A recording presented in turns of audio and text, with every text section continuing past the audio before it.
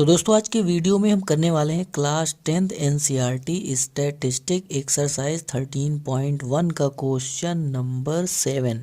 तो दोस्तों क्वेश्चन क्या कह रहा है, आइए इसको देख लेते हैं। बहुत ध्यान से देखिएगा कि क्वेश्चन हमारा कह रहा है कि to find out concentration of SO2, यानी कि फाइंड आउट मतलब निकालने के लिए concentration of SO2 in air में SO2 का कंसंट्रेशन निकालने के लिए।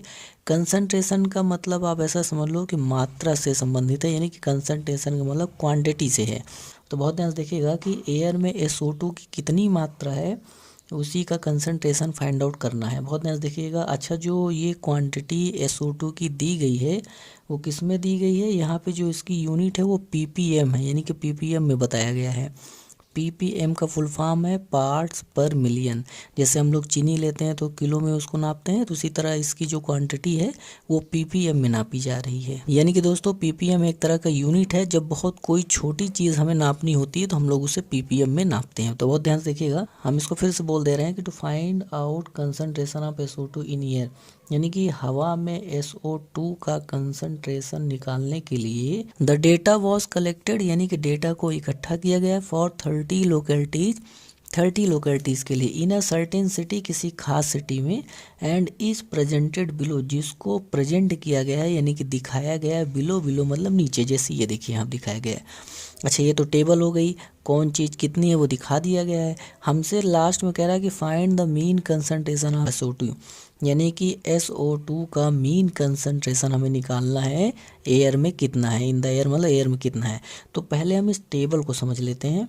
देखिए टेबल में क्या दिया गया है कि जो फ्रिक्वेंसी दिए गए, फ्रिक्वेंसी मतलब 4, यानी 4 लोकेलिटी ऐसी हैं जिसमें जो SO2 का कंसंट्रेशन है, यानी कि SO2 का जो मात्रा है वो इतनी पाई गई है 0.00 से लेके 0.04 के अंदर, यानी कि इसके अंदर। उसके बाद देखिए 9 लोकेलिटी ऐसी है जहाँ पे SO2 की मात्रा पाई गई है 0.04 से लेकर के 0.08 से कम। अब दोस्तों हम क्यों ऐसा बोल रहे हैं कि 0.04 से कम, 0.08 से कम? तो दोस्तों जो ये डैश में चीज़ लिखी हुई है, अब आप यहाँ पे इसका मीनिंग आपको समझा दें। जैसे मान लीजिए 0.04 ख़त्म हो रहा है, यहाँ पे 0.04 से शुरू हो रहा है। अब सवाल ये आता है कि 0.04 होगा कहाँ, इसको यहाँ काउंट करेंगे कि यहाँ काउंट करेंगे? तो आपको बता दें कि जो नंबर यहाँ लास्ट में लिखा होता है वो नंबर जो है यहाँ काउंट नहीं होगा, उससे कम नंबर यहाँ काउंट होंगे। जैसे मान लीजिए कि अगर ऐसे लिखा हुआ है 0.4, यहाँ लिखा है 4-8 8-12, तो यहाँ पे आप देखें कि 4 यहाँ भी आ रहा है, 4 यहाँ भी आ रहा है। अब सवाल ये खड़ा होता है कि 4 को गिनेंगे किस में, इस वाले में गिनेंगे किस वाले में गिनेंगे? तो आपको हम बता दे रहे हैं इसका मीनिंग, उसके बाद आप खुद ही समझ जाएंगे इसको कहाँ गिनना है। जैसे लिखा है 0 से 4, तो यहाँ पे 0 आएगा, 1 आएगा, 2 आएगा, 3 आएगा, मगर 4 नहीं आएगा। उसी तरह यहाँ पे देखें कि 4 से 8 तो लिखा है, तो यानी कि शुरू करना है हमें पहले वाले नंबर से, तो शुरू तो होगा 4 से, 5 आएगा, 6 आएगा, 7 आएगा, लेकिन लास्ट वाला नंबर यहाँ नहीं आएगा। उसी तरह यहाँ देखिए 8 से शुरू होगा लेकिन 12 तक नहीं जाएगा, 12 नहीं आएगा, 12 से कम आएगा। तो जहाँ ये जो पहली संख्या होती है यहाँ से तो शुरू होता है, और ये जो है कहाँ तक जाएगा, 11 तक जाएगा, लेकिन 12 नहीं आएगा। ये कब होगा, जब एक ही नंबर आपको दो जगह देखने को मिल जाए। जैसे देखिए यहाँ ख़त्म हो रहा है, यहाँ शुरू हो रहा है। तो जब भी इस तरह का क्लास इंटरवल दिया हो ना, तो वहाँ पे क्या होगा, जो अंतिम नंबर होगा वो यहाँ नहीं आएगा बल्कि दूसरे वाले में आएगा। इसीलिए हम यहाँ बोल रहे हैं कि 0.0 से कम, यानी कि 9 लोकेलिटी यहाँ, अब इसको हम समझा रहे हैं। देखिए 9 लोकेलिटी ऐसी है जहाँ पे SO2 का जो कंसंट्रेशन है वो 0.08 से लेकर, यानी कि 8 शामिल है, और कहाँ तक है, 0.12 से कम है। उसी तरह 2 लोकेलिटी ऐसी है जहाँ कंसंट्रेशन 0.12 से लेकर के 0.16 से कम है। तो आपको इसका मीनिंग समझ में आ गया। आइए हम जानते हैं कि इसको कैसे करेंगे। तो अब दोस्तों मन में सवाल आता है कि सर इस सवाल में मीन निकालने के लिए कौन सा मेथड यूज़ करें? तो दोस्तों हमने आपको बताया हुआ है कई बार कि जो ये क्लास इंटरवल दिया होता है, अगर इसमें नंबर छोटे छोटे दिए हों तो हम यूज करेंगे डायरेक्ट मेथड। तो आप देखें कि यहाँ पे नंबर जो है छोटे छोटे हैं, यानी कि जिनकी कैलकुलेशन बड़े ही आसानी से कर पाएंगे। तो यहाँ पे ये जो है नंबर छोटे हैं, इसीलिए हम इस सवाल में यूज करने वाले हैं डायरेक्ट मेथड, यानी कि डायरेक्ट मेथड से हम क्या करेंगे, मीन निकालेंगे।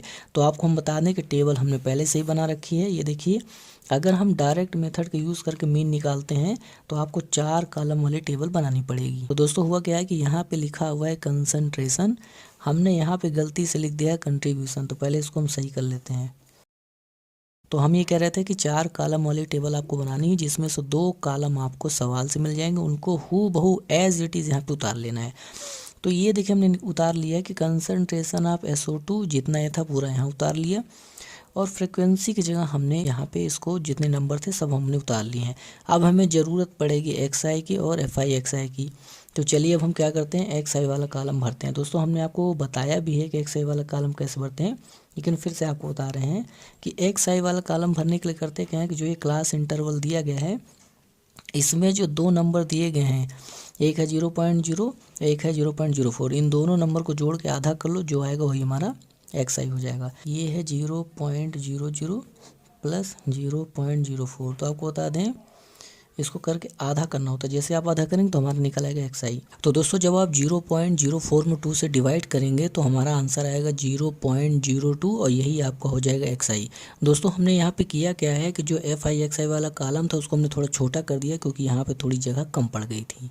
तो दोस्तों अब हमें ज़रूरत है इस वाले बॉक्स के लिए XI निकालने के लिए। तो दोस्तों ज़रूरी नहीं कि हर बार XI निकालने के लिए आपको जोड़ना ही पड़े, हमने आपको समझाया हुआ है कि XI निकालने के लिए जोड़ने की ज़रूरत नहीं पड़ेगी। आपको चेक करना है कि जो क्लास इंटरवल दिया गया है इसमें गैप कितना है। अगर सभी में गैप समान है तो वही गैप उठा के यहाँ पे आपको जोड़ते चले जाना है, अपने आप XI भर जाएगा। पहले आइए हम चेक कर लेते हैं कि इसमें गैप सेम है कि नहीं। अच्छा, गैप निकालने के लिए करते क्या है कि बड़े नंबर में से छोटे नंबर को माइनस करते हैं तो हमारा गैप निकल आता है। तो यहाँ पे आप देखें कि जो बड़ा नंबर है वो है 0.04 और छोटा नंबर है 0.00। तो जब हम 0.04 में 0.00 माइनस करेंगे तो आंसर आएगा 0.04, यानी कि अंतर आ गया हमारा 0.04। उसी तरह आप दूसरा वाले में चेक कर लीजिए 0.08, यानी बड़ा नंबर ही है, उसमें से इसको घटाना है। तो 0.08 में से जब हम माइनस करेंगे 0.04 तो आंसर आएगा 0.04, यानी कि अंतर आ गया 0.04। यानी आप किसी में भी चेक कर लेंगे तो सभी में अंतर आएगा 0.04। तो हमें क्या करना है, इस वाले बॉक्स के लिए तो मिल चुका है हमारा XI। अगर हमें इस वाले बॉक्स के लिए XI चाहिए तो इसमें हमें जो अंतर आए उसको जोड़ देना है। यानी कि ये तो था पहले से ही, इसमें हमें अंतर जोड़ना है। तो अंतर हमारे पास कितना आया 0.04। इसको जैसे ही आप जोड़ देंगे तो हमारा जो है XI निकल आएगा। अच्छा, ये तो हमने लिख के दिखाया, अब हम डायरेक्ट कर रहे हैं। जब आप 6 में 0.04 जोड़ेंगे तो आएगा 0.110। उसी तरह इसमें जब आप जोड़ेंगे 0.04 तो आएगा 0.14। उसी तरह इसमें जोड़ेंगे तो आएगा 0.18। इसमें जब आप जोड़ेंगे तो आएगा 0.22। तो दोस्तों इस तरीके से क्या हुआ, XI आपने बहुत आसानी से भर लिया, जोड़ने की ज़रूरत नहीं पड़ेगी। अब हमें जो ज़रूरत पड़ेगी वो पड़ेगी FI/XI की। अब हम चलते हैं इस वाले कॉलम को भरने। तो दोस्तों ये वाला कॉलम भरने के लिए आपको कुछ नहीं करना है, आपको FI पकड़ना है और XI पकड़ना है, दोनों को पकड़ के मल्टीप्लाई कर देना है, जो आएगा वही हमारा हो जाएगा FI/XI। तो ये तो हो गया हमारा FI, ये हो गया हमारा XI, दोनों को मल्टीप्लाई कर दो, कितना आएगा 0.08। उसी तरह यहाँ देखिए ये हो गया FI, ये हो गया XI, दोनों को जब आप मल्टीप्लाई कर देंगे तो आएगा 0.54। दोस्तों डेसिमल का बहुत अच्छे से ध्यान रखना है, नहीं एक डेसिमल इधर उधर हुआ सारा आंसर गलत हो जाएगा। उसी तरह ये हुआ FI, ये हुआ XI, तो आएगा 0.90। उसी तरह ये हुआ हमारा FI, ये हो गया XI, तो इसका जब मल्टीप्लाई करेंगे तो आएगा 0.28। इसी तरह यहाँ देखिए ये हो गया FI, ये हो गया XI, इन दोनों को मल्टीप्लाई कर देंगे तो आएगा 0.72। उसी तरह इसका मल्टीप्लाई करिए, ये है FI, ये है XI, तो 22 दूना 44, यानी कि 0.44। दोस्तों यहाँ पे आपको एक चीज़ ध्यान देना है कि जब भी आप मल्टीप्लाई करें तो मल्टीप्लाई करते समय एक चीज़ ध्यान देना होता है कि देखिए डेसिमल का जब भी मल्टीप्लाई आए तो पहले आप देख लो कि डेसिमल कितने डिजिट बाद है। तो यहाँ तो कोई डेसिमल है ही नहीं, यहाँ पे डेसिमल है, यहाँ डेसिमल कितने डिजिट बाद है, पीछे से गिनना है, यानी इस साइड से गिनना है, 1 2, यानी 2 डिजिट बाद है। तो जो भी आंसर आएगा उसमें भी डेसिमल 2 डिजिट बाद होना चाहिए, इस चीज़ का आपको ध्यान रख लेना है। अब दोस्तों टेबल हमने भर ली है, अब आपको कुछ नहीं करना है, अब आपको निकालना है सिग्मा FI और सिग्मा FI/XI। तो जो ये FI में जितने नंबर हैं इन सभी नंबर को जब आप जोड़ लोगे तो जो आएगा उसको हम लोग बोलेंगे सिग्मा FI। तो चलिए दोस्तों क्या करते हैं, FI में जितने भी नंबर हैं उन सभी को जोड़ते हैं, बहुत ध्यान से सीखिएगा। 9 9 18, 18 4 22, 22 2 24, 24 4 28 2 30। यानी कि जब हमने इस वाले नंबर को जोड़ा तो आया 30 यानी 30। और यही आपका हो जाएगा सिग्मा एफ आई, यानी कि सिग्मा एफ आई आ गया 30। अब हम क्या करेंगे, एफ आई एक्स आई वाले कॉलम में जितने नंबर हैं इन सभी को जोड़ लेंगे, तो जो आएगा हो जाएगा सिग्मा एफ आई एक्स आई। तो चलिए क्या करते हैं, इनको भी जोड़ते हैं। 8 4 12, 12 8 20, 20 2 22, 22 4 26। तो 26 का आ गया 6, कैरी आ गया 2। 9 5 14, 14 2 16, 16 7 23, 23 4 27 और 27 2 29। यानी कि दोस्तों आ गया 296। और दोस्तों डेसिमल भी लगा है तो हमको 2 डिजिट बाद डेसिमल भी लगाना है, तो 2.96 ये तो कैरी था, इसको हटा देंगे। यानी कि जब हमने इस वाले नंबर को जोड़ा तो हमारे पास आ गया 2.96 और यही हमारा हो जाएगा सिग्मा एफ आई एक्स आई। यानी कि सिग्मा एफ आई एक्स आई भी निकाल लिया, सिग्मा एफ आई निकाल लिया। अब आपको कुछ नहीं कर रहे हैं, इन दोनों को वैल्यू उठा के फार्मूले में रख दीजिए। जैसे आप फार्मूले में रखेंगे तुरंत आपका आंसर आ जाएगा। तो चलिए दोस्तों क्या करते हैं, इन दोनों को वैल्यू उठा के फार्मूले में रखते हैं। बहुत ध्यान से देखिएगा, आपको बता दें कि जब हम डायरेक्ट मेथड यूज़ करते हैं तो मीन निकालने के लिए ये फार्मूला हमें यूज़ करना पड़ता है। तो चलिए इनकी वैल्यू रखते हैं। तो 2.96 यानी सिग्मा एफ आई एक्स आई हो गया 2.96, सिग्मा एफ आई हो गया 30। तो दोस्तों इसको चलिए सॉल्व कर लेते हैं। तो आपको बता दें कि देखिए यहाँ डेसिमल लगा हुआ है, यहाँ पे जो डेसिमल है वो 2 डिजिट बाद आया है, तो यानी कि नीचे 2 जीरो लग जाएंगे अगर हम डेसिमल हटाएंगे तो चलिए हम इसका पहले डेसिमल हटा लेते हैं। तो 30 और 2 जीरो और लग गया, यानी कि यहाँ पे अब जाके पूरा डेसिमल हट गया है। तो हम थोड़ा सा इसको अलग कर दे रहे हैं। देखो दोस्तों यहाँ पे लिखा है 296 और जो ये 30 है तो इसको हम अलग करके लिख सकते हैं, यानी कि 3 को हम अलग कर लिए और 10 को अलग कर लिए। देखो 30 को हम लोग लिख सकते हैं 3 × 10। तो हमने 30 को क्या किया, 3 अलग कर लिया और 10 अलग कर लिया। अभी 100 तो अपनी जगह लिखा ही रहने देंगे। तो दोस्तों अब आपको कुछ नहीं करना है, अब आप इसको कट कर लीजिए। जैसे आप कट करेंगे आपका आंसर आ जाएगा। तो चलिए कट करते हैं। 3 9 27 2, 3 8 24 2, 3 6 18, 3 6 18, यानी कि ऐसे चलता चला जाएगा। तो हमारे पास आंसर आया 98.66, यानी आगे चलता चला जाएगा। और नीचे दोस्तों ध्यान दो कि अभी 3 जीरो बाकी है, ये यानी ये हमारा आ गया फाइनल आंसर। लेकिन नीचे 3 जीरो है, यानी कि डेसिमल अभी इस साइड खसकेगा। कितना खसकेगा, 3 डिजिट खसकेगा।